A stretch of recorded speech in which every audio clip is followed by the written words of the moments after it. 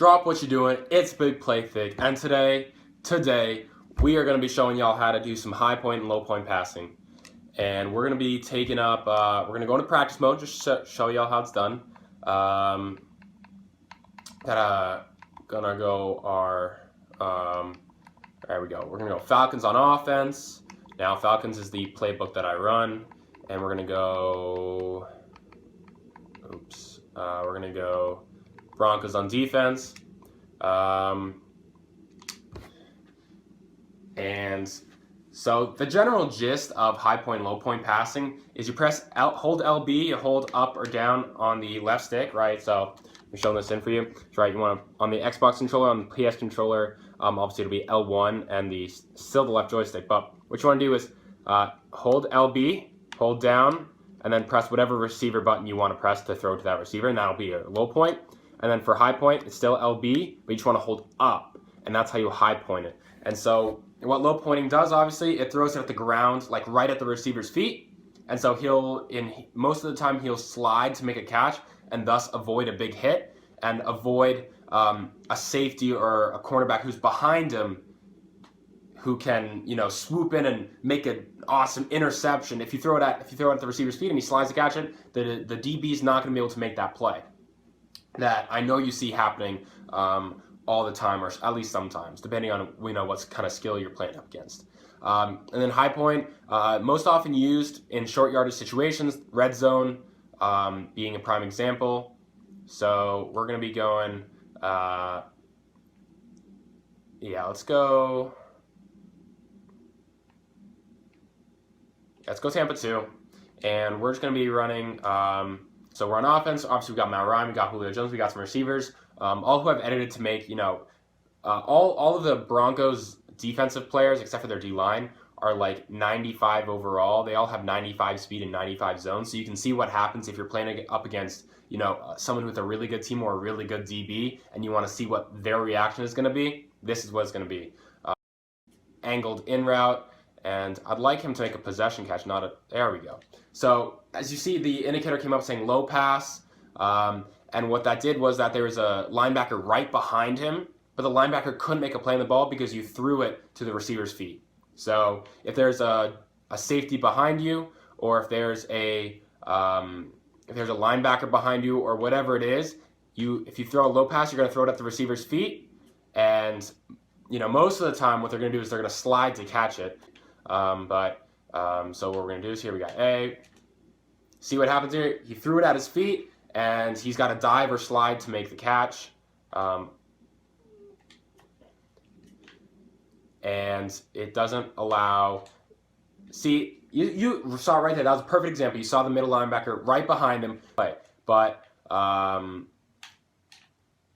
see right there, that's a good instance of a low pass because the receiver will slide to the ground just like that and avoid big hits, and the ball will most of the time be able to avoid the DBs and linebackers behind a receiver. So obviously if there's a DB or a linebacker in front of the receiver, it's just going to make it that much easier for him to intercept it. So if you throw the ball 20 yards downfield, but you low point it, a linebacker who's only maybe 5 yards downfield, or even a D tackle who's in a spy, will be able to intercept that ball because you're throwing it right at their chest. So how to do a high point pass, we're going to respot the ball, move it into a short yardage situation. Say, you're on the 2.5 yard line here.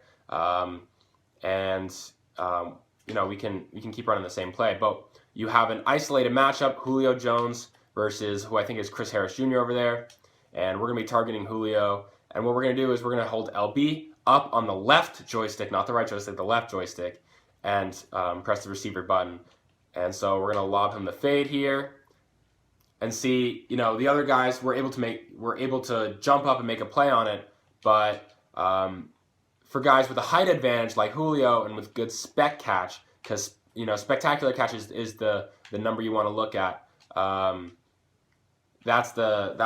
He's gonna be able to make a better play on that ball. And obviously, I have stacked out these DBs way too much because Chris Harris Jr. should not be making that play.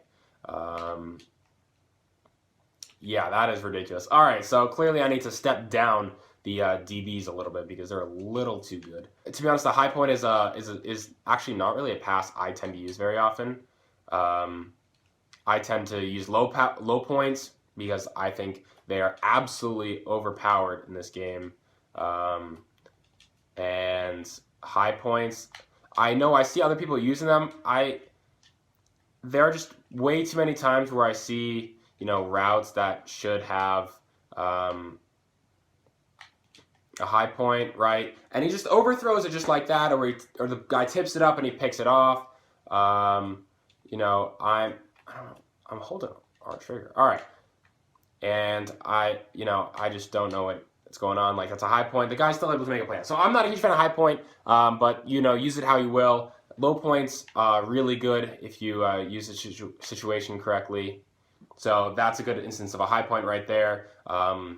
It made it so that either, the defenders on either side of Gabriel right there couldn't make a play on it because the ball was even further out of the reach, and Gabriel could make a play on it. He jumped up, caught the ball, held on to it. So you want high spec catch, high catch in traffic. These are you're going to get hit a lot of the time. So that's pretty much how you do it. LB up, LB down.